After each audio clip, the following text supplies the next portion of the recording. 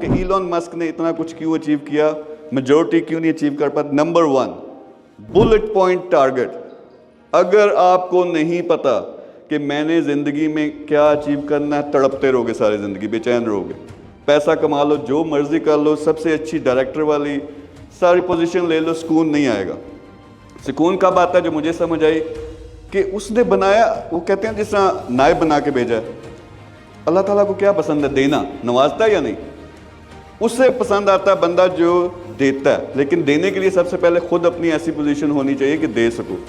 तो वहाँ पे मैंने क्लियर टारगेट बनाया 2030 का। इंशाल्लाह 2030 का मेरा टारगेट है $100 बिलियन वर्थ। लेकिन उससे बड़ा जो टारगेट है 100 मिलियन लोगों की ज़िंदगी में पॉजिटिव चेंज, किसी न किसी एंगल से। किस एंगल से? यानी वो हमारे बेशुमार, आपको पता है पाकिस्तान में, इंडिया में, पूरी दुनिया में स्टूडेंट्स हैं जो जिनको बताया घर वालों ने कि डिग्री करो, मुस्तकबिल अच्छा हो जाएगा। अब सारी डिग्रियां करके बैठे हुए हैं, लेकिन जॉब नहीं है। 25,000 की नौकरी नहीं मिलती, धक्के खाते हैं। तो उनके लिए कुछ करना।